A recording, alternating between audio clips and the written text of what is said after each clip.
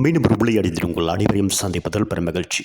India மற்றும் நெதர்லாந்துக்கு இடையிலான 36வது போட்டி உலக கிண்ணத்தில் நடைபெற்றது. நேற்றைய தினத்தில் ஏ குழுவில் இறுதியான போட்டியாகும் நேற்றைய தினத்தில் ஆரம்பமாய்ந்தது. லீக் சுற்றிலே அகமதாபாத் நரேந்திர மோடி மைதானத்தில் ஆரம்பமாய்ந்த போட்டியை பொறுத்தவரை இந்தியா 4 சுற்று வெற்றி தமது அணியை முதலாவதாக துடுப்படுத்த ஆட தீர்மானித்திருந்தது. அதன் அடிப்படையில் அபிஷேக் சர்மா மற்றும் இஷான் கிஷான் ஆடுகள் முடிந்திருந்த பொருளில் அபிஷேக் சர்மா மீண்டும் 0 ஆட்டம் இழந்திருந்தார். இந்த உலக கிண்ணத்தை தொடர்ந்து 3வது 0 என்பதை குறிப்பிடத்தக்கது.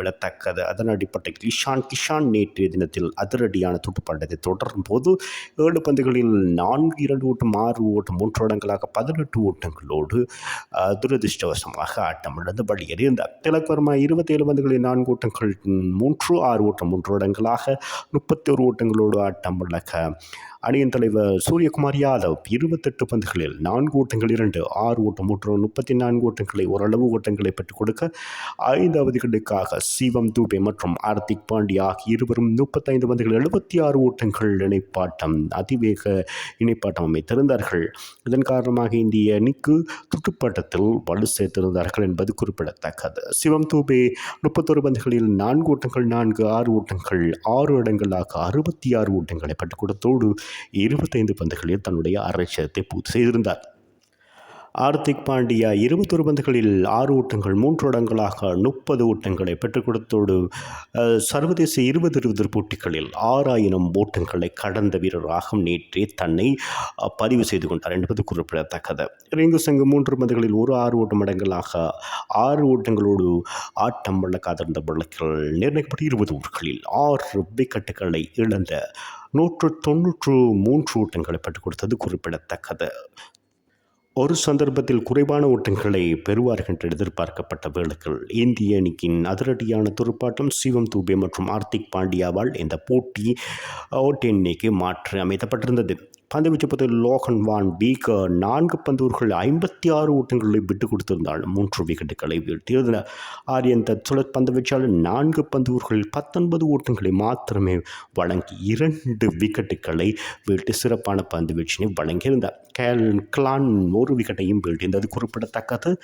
அதன் அடிப்படையில் நெதர்லாந்து அணிக்கு 194 ஓட்டங்கள் இலக்காக நிர்ணயிக்கப்பட்ட வேளைகள் மைக்கேல் 24 ஓட்டங்கள், மேக்ஸ்வோ வுட் 20 ஓட்டங்களை பெற்றுக் கொடுத்த ஆட்டம் இழந்த பாஸ்டி லீட் 33 ஓட்டங்கள், காலில் அக்கர்மன் 23 ஓட்டங்கள், சாஷ் லஹன் 26 ஓட்டங்களை பெற்றுக் கொடுக்க 12 பந்துகளை எதிர்கொண்டு 4 ஓட்டங்கள் 5 இடங்களாக 25 ஓட்டங்களை பெற்றுக் கொடுத்திருந்தார் என்பது குறிப்பிடத்தக்கது. ஆட்டம் இழக்காது லோகன் வாக்பீக் 4 ஓட்டங்களோடு ஆட்டம் இழக்காதிருந்த வழக்கில் போராடி ஒரு கடுமையான போட்டியை வழங்கியிருந்தார்கள் என்பது குறிப்பிடத்தக்கது. இந்திய அணிக்கு அதன் காரணமாக நிர்ணயிக்கப்பட்ட 20 ஓவர்களில் 7 விக்கெட்டுகளை மாத்திரம் உள்ளது 176 ஓட்டங்களை மாத்திரமே பெற முடிந்தது நெதர்லாந்து அணிக்கு என்பது குறிப்பிடத்தக்கது.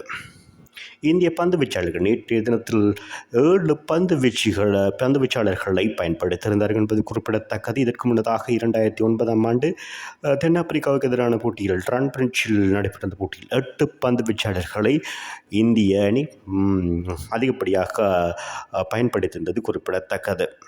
ஆகவே இந்திய அணி இந்த போட்டியில் 17 ஓட்டங்கள் வித்தியாசத்தில் வெற்றி பெற்றிருக்கிறது என்பது குறிப்பிடத்தக்கது. தொடர்ந்தும் 4 போட்டிகளிலும்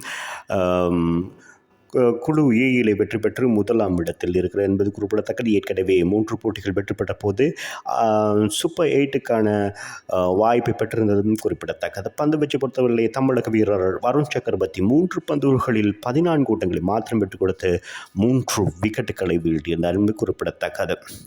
சிவம் தூபே 2 விக்கெட்டுகளை வீழ்த்தியிருந்தார். ஹார்திக் பாண்டியா மற்றும் ஜஸ்ரீ பும்ரா தலா ஒவ்வொரு விக்கெட்டுகளையும் வீழ்த்தியிருந்தார்கள்.